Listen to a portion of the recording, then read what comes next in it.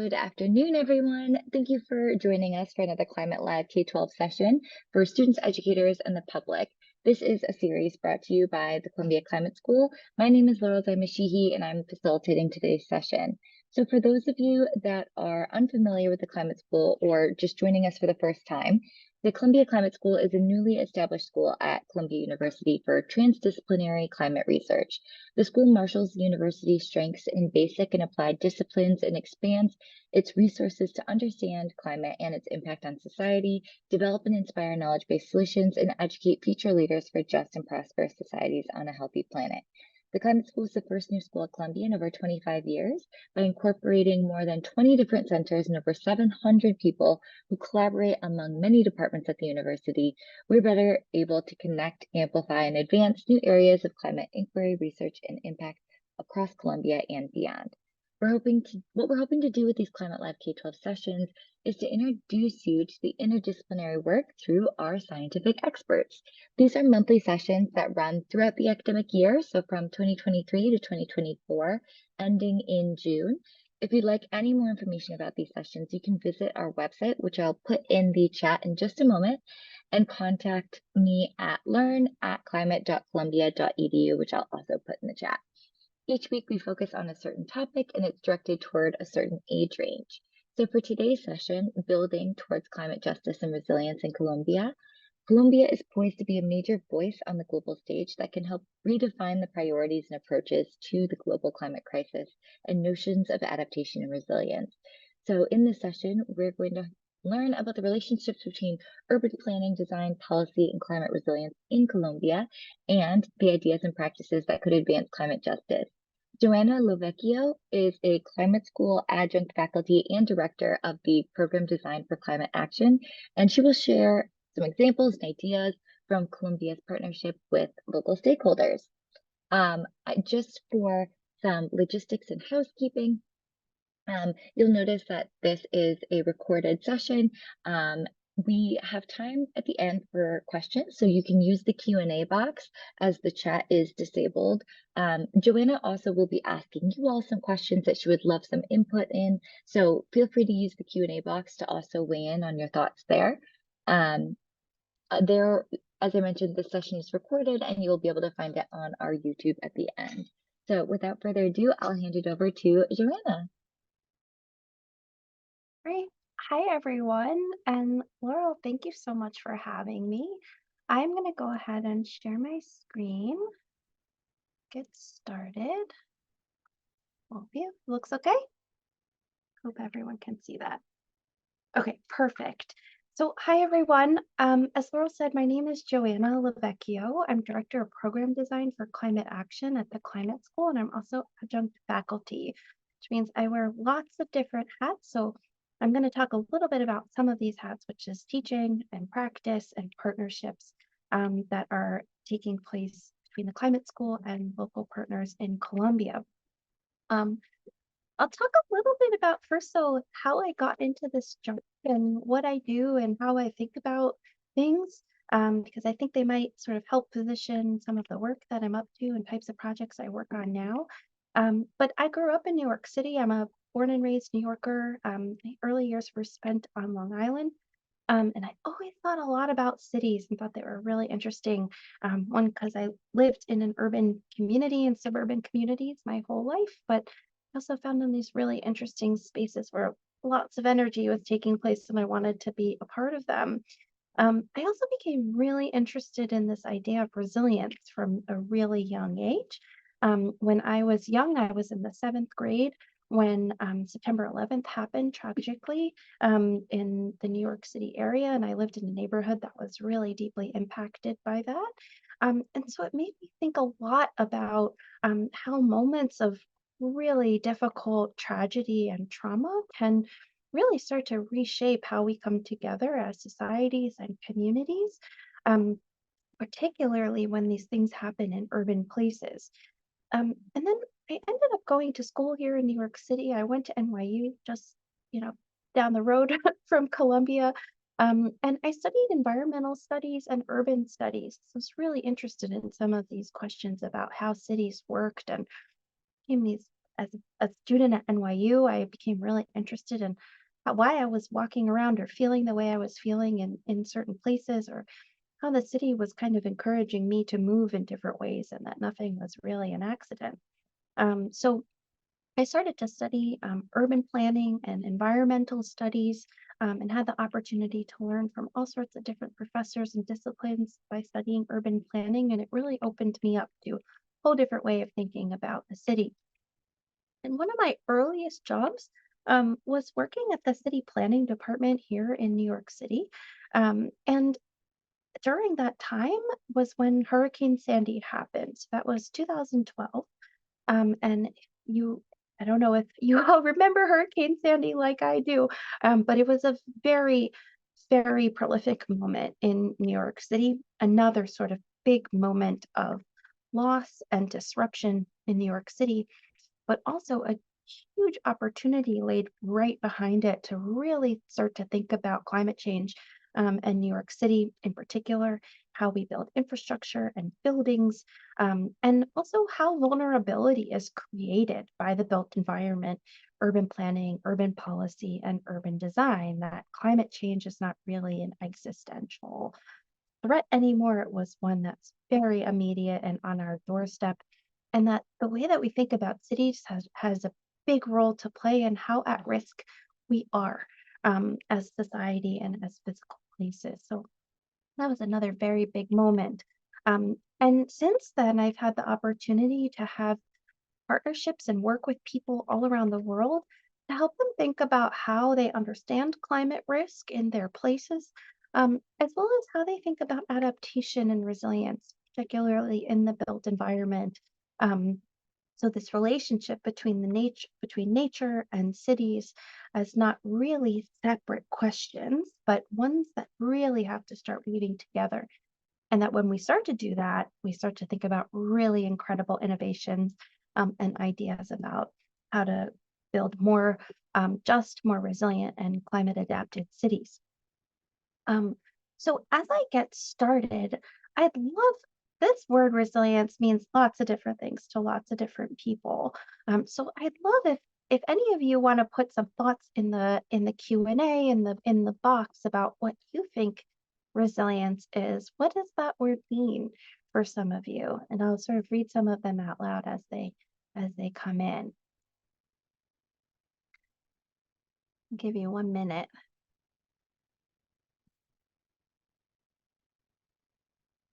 Does anyone have any thoughts? What is resilience?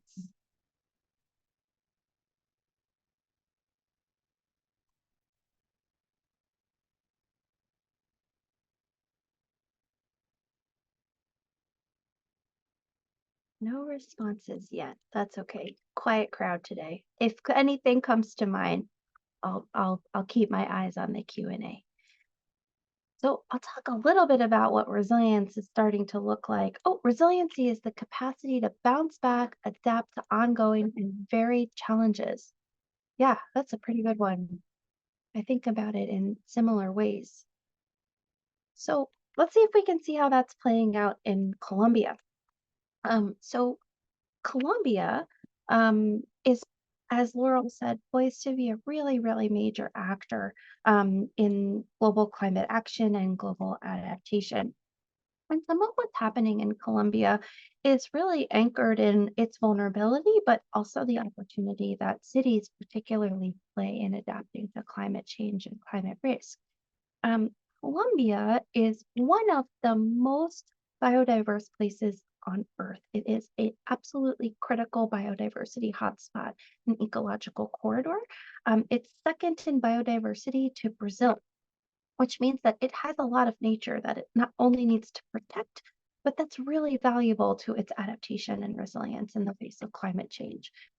It also has a very long history of extraction at multiple different scales and through different angles. So it's really important to remember that Colombia is a major exporter of fossil fuels, which is starting to shift. If you're following some of the news around COP28 or of the new government in Colombia, this is all starting to shift, but there's a very long history of fossil fuel and oil and gas, and coal in Colombia. as well as a very deeply rooted legacy of the Atlantic slave trade. This was one place, Cartagena in particular, had 1.1 million slaves pass through the port of Cartagena. And Afro-Colombian communities in Cartagena, as well as Colombia at large, suffer some of the highest rates of poverty as well as climate vulnerabilities. It's really important to keep these realities and histories right at the center of the thinking about climate justice and climate adaptation in Colombia.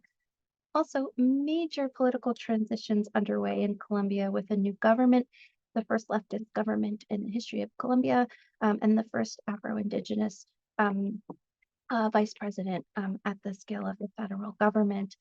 Um, but meanwhile, in the context of this, Colombia is also grappling with recovery and peace building after many, many years of violence and civil war in the country that have created a dynamic of displacement of people within the country of Colombia.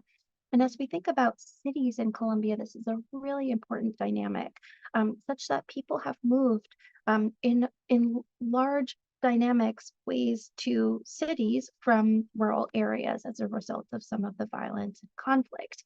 This puts a lot of pressure on cities themselves, but also offers a way of thinking about the city as a place to receive displaced people. Um, in the meantime, climate scenarios predict that Colombia will get much hotter and that it could get much drier, which of course indicates challenges as it relates to the biodiversity that I shared before, but also has very serious consequences for human health, for infrastructure, for food security. So when communities are displaced, it means that their access to livable resources is even less and even more strained. So as looks like on the ground, some of this risk looks like increased flooding in cities. It looks a lot like landslides and mass erosion events in cities. It also looks like various ways that people are starting to adapt in cities. So on the left, this is some images from Cartagena. People are often building self-built homes on the edges of the waterfront. However, these places are places where there's very poor water quality, and where the protection that was once afforded by mangroves on some of these canals, for example, or in some of the wetlands in the middle of the slide, these are some of the biggest protectors that we have, or nature-based infrastructures that we have in cities.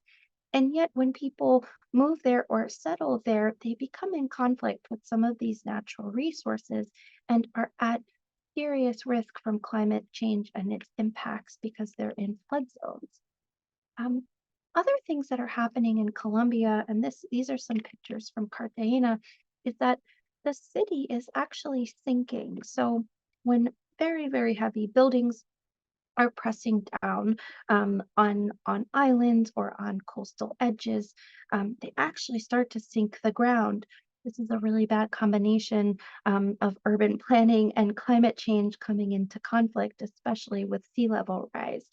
So when the sea level rise is rising faster than the land is sinking, that poses some really, really big challenges for urban planners and buildings and infrastructure. Also, what we see in Cartagena as well are not dissimilar from other cities, even our own in New York, that concrete is used everywhere. So concrete, right, is a petrochemical based and manufactured material. It's great for car-oriented development. It's not so great for protecting us from climate risk because it keeps water and other things out instead of learning to live with them. So concrete embankments really catch solid waste and also have to be repeatedly rebuilt as the sea level rises or as storm surges get worse. Um, Cartagena and other cities are also really struggling with solid waste management and pollution. Many cities are also grappling with very severe impacts from tourism in the form of waste, but also other stresses that are put on the urban environment and people. So how did we work on some of these things at Columbia? Working on them in a couple different ways through research partnerships, through workshops. We're also doing it through some of the student work that takes place here at Columbia and at the climate school. So, as an adjunct faculty, I teach a class every spring, and I have climate and society students who are interested in policy, in the built environment, in the intersection with climate. And we work together with a set of urban design students at the Graduate School of Architecture and Planning. Over the course of the semester, we work with local partners on how to start to solve some of these challenges that I shared earlier. So we started the class with thinking about what our learning and partnership intentions were. It's really important that we establish an ethic for ourselves and how to do this type of work that centers justice and inclusion, and really introspection about the role that we play or don't play, because this work can get very complicated and is very relationship driven. The other thing that we do, oh, my slide is stuck. The second piece of starting to break down some of these challenges together with partners is thinking about how risk is itself produced and how we understand resilience, much like started to answer in the Q&A. So we do lots of different things. We do spatial and policy analysis. We had meetings with political leaders in Cartagena and in Bogota.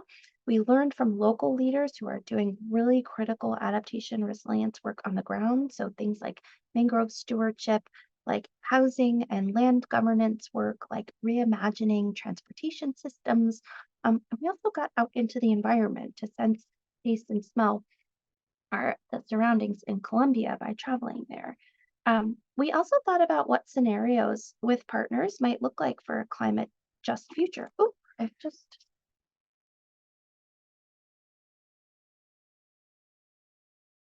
Can you hear me? I think I just lost. Okay, there we go. I'll keep going. Um, we also developed some scenarios for a climate just future in Cartagena as well as Bogota. We do critique sessions, we listen to frontline visions, we share global best practices, and we propose design and policy solutions. We also think about iteration of different themes and different research topics with partners on the ground through interdisciplinary workshops and long-term partnership planning. Another really big piece is that we always work with local students in the countries or places that we visit. So starting to build these relationships is another really big dimension of climate resilience and adaptation. Some of what we learned and what I wanted to share with you are some of the stories and experience and work that's happening on the ground. Sometimes climate change and these big, wicked problems can feel like there's no solution. And I wanted to share that these solutions are happening all around us all the time. And in Cartagena, this looks like some of those grassroots organizers on the ground and local communities who are taking the work really into their own hands. This is a mangrove nursery on the left, where they're growing medicinal herbs, where they are seeding new mangroves as flood protection for the neighborhood.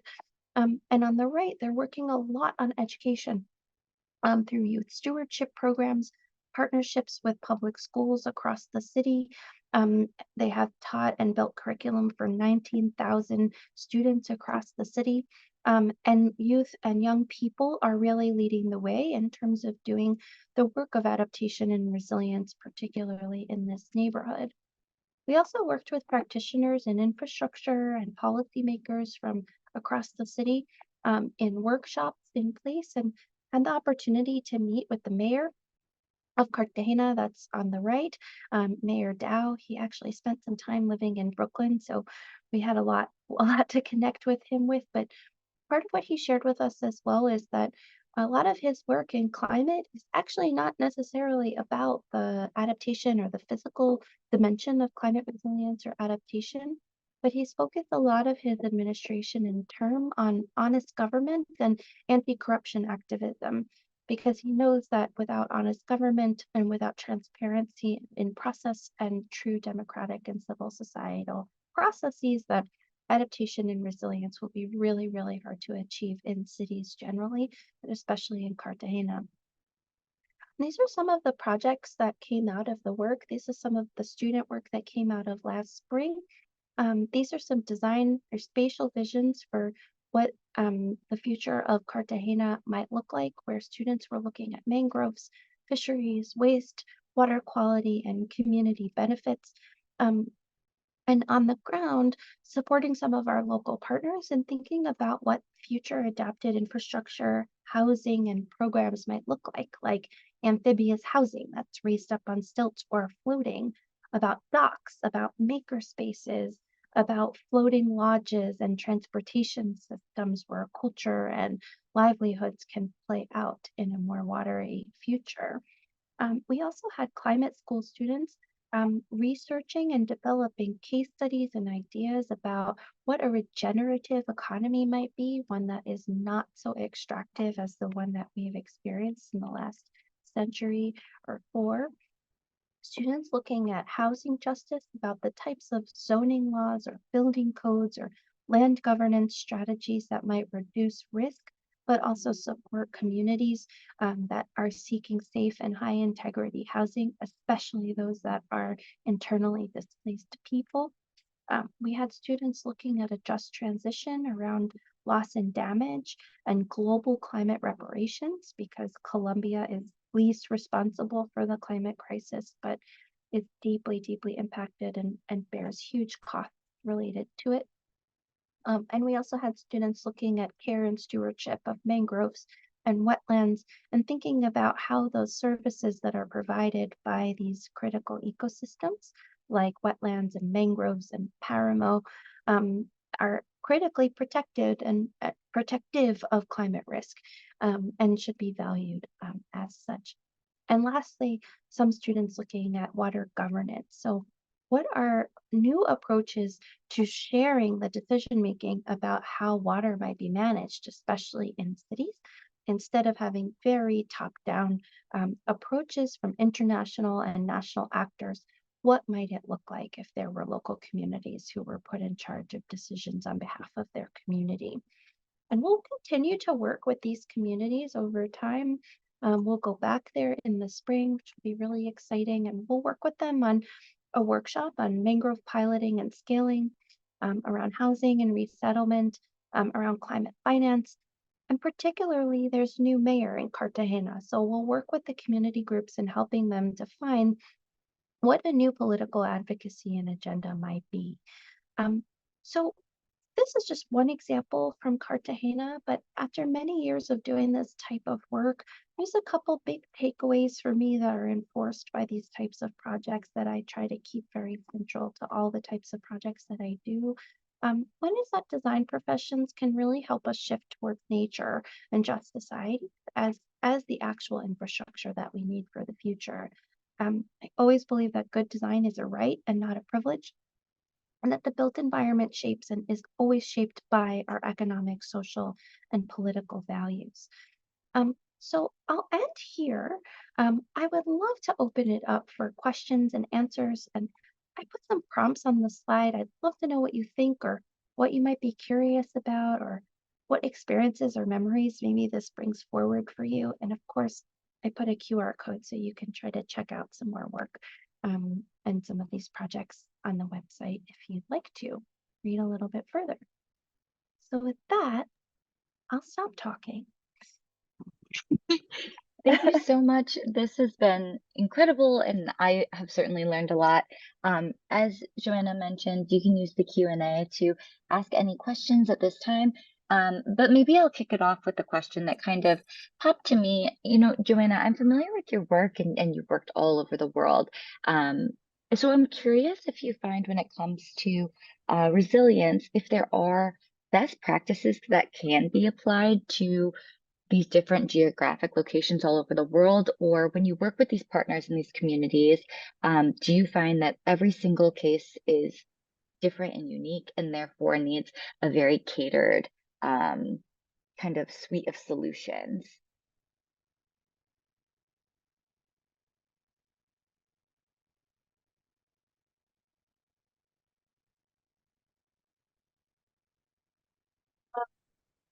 I think it's both. It's always a little bit of both. So there's a couple, I guess, observations is that lots of places are dealing with similar types of challenges. whether they're flooding or heat or tourism impacts, like I mentioned. Some of these risks can be similar. Um, as well, it's really important to keep in mind that some of these similarities in places have to do with how we've set up governance systems and ways of making policy in a like a post-colonial world. So we have very rigid bureaucracies, and many times we've set up economic and political systems that make it hard for people to work with one another at times. So all and as well, there's also the legacy of that in the built environment. So our our predisposition to concrete for automobile driven, urbanization, towards cities as real economic engines that really rely on fossil fuels. So some of these patterns actually create, or in many ways underpin, the built environment and urban places from their core. So that's often at the heart of some of the common challenges. And also, every place is different, right? Which is why local partners are so, so critically important to all of this work. Um, Local context matters greatly, particularly when it comes to how you engage some of these types of questions. So, who is trusted in certain places is often a really big question. And also, the physical conditions of places are always different. Places have different technical realities that they live in and different ecologies and different cultures, and all of these things go into the types of considerations that you need to make when you're in a supportive role around adaptation and resilience. um, and I think the other sort of big thing is that when you start to set up a type of criteria or a type of way or framework for thinking about resilience, right? That it's inclusive in design, that it's nature based, that it's science driven, but that it's also culturally sensitive to the many ways that people know or relate to a place. Those types of principles can help accommodate the variability in places while kind of staying in a common definition of what it means to be adapted and more resilient.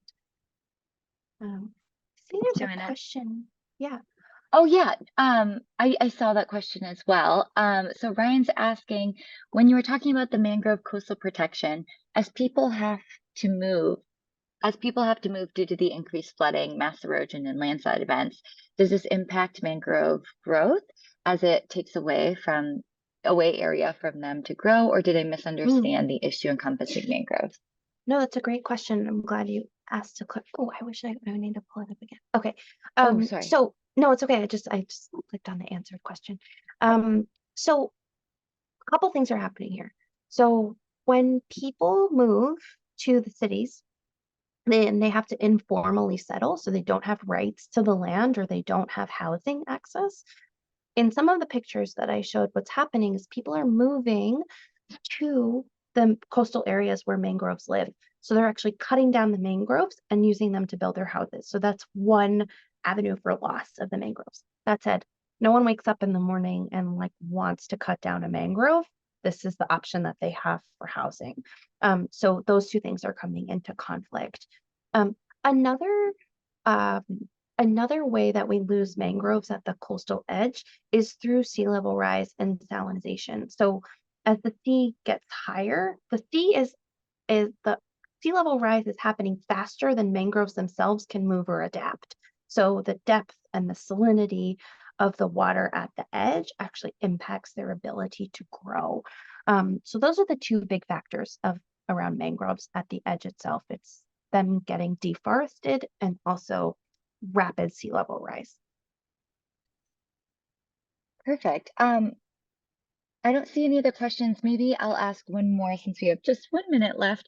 Sure. I think one of the things that you've been talking about and that you mentioned that really struck me is that every place where you've worked, they have different social, economic, political values. And so, Mhm. as an expert, you can come in and work with the community and share your insights, your findings, and provide suggestions for a resilience plan. But based on their values, they might not take those, I Mm. assume.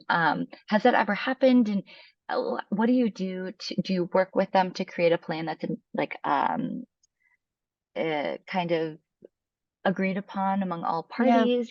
Yeah. yeah. It's such a good question.